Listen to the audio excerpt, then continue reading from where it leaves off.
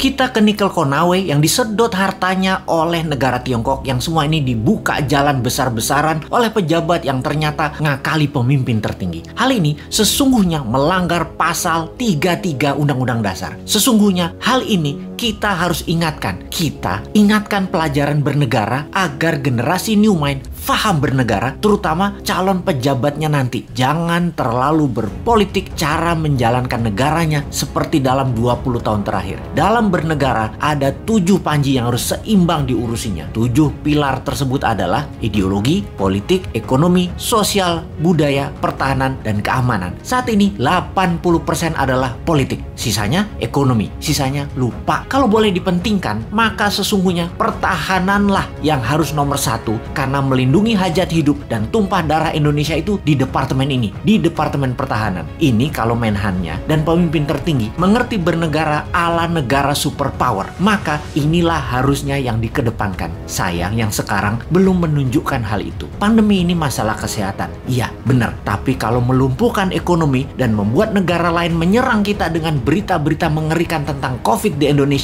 dan pemerintah saat ini tidak mengcounternya, ini menunjukkan lemahnya hubungan internasional dan pertahanan luar negeri Indonesia. Tidak ada counter propaganda di luar negerinya. Berita Indonesia demikian parahnya di luar negeri. Seakan pandemi di Indonesia itu paling parah, lebih parah dari India yang memapar hampir 30% manusia di India. Sementara di Indonesia itu hanya 10%-nya India, tapi citranya di luar negeri lebih parah. Itu saja contoh bagaimana bernegara Indonesia itu jago kandang, dan ini berbahaya. Itu nanti oleh New Mind tidak boleh terjadi lagi. Represif menekan itu jangan ke rakyat, tapi negara lain yang merugikan kita itu yang ditekan. Kembali ke negara berdaulat dan pejabatnya faham bernegara, maka setiap langkah harus menguntungkan masyarakat adalah wajib, serta melindungi tumpah darah Indonesia itu adalah wajib. Lalu kita semua tahu apa yang namanya nation interest. Setiap negara punya tujuan bernegaranya. Demikian juga negara besar seperti Tiongkok. Negara ini mau menantang Amerika sebagai New World Order, sebagai sheriffnya dunia. Di kampanyenya mereka selalu manis, tidak mau perang tapi maunya dagang. Dan ternyata dagangnya selalu menguntungkan Tiongkok lebih banyak dan mengambil bahan baku negara lain. Tetapi propagandanya manis, Tiongkok mau bantu, Tiongkok bantu. Sungguh, kalau negara mau menjadi negara superpower, maka negara tersebut harus ada yang didominasi. Makanya Tiongkok yang telah mendominasi perdagangan dunia, mendominasi distribusi dunia, mendominasi produk murah, mau mendominasi energi yang namanya baterai.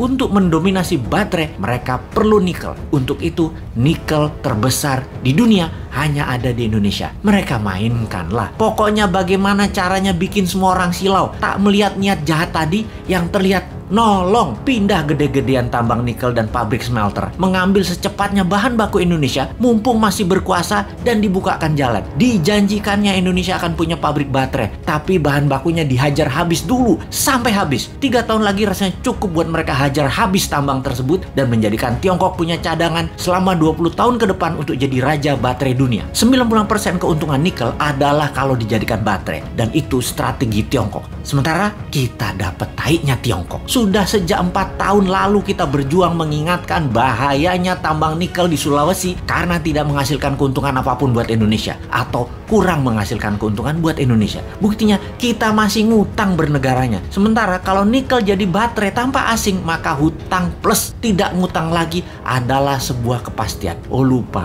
doktrin di kepala para pejabat Indonesia saat ini kan, Indonesia tidak mampu berdiri sendiri tanpa asing. Wahai pejabat, realistiklah. Kalau nikel tambangnya membuat kita kaya, saat ini kita nggak ngutang lagi sekarang. Tetapi mengapa masih ngutang?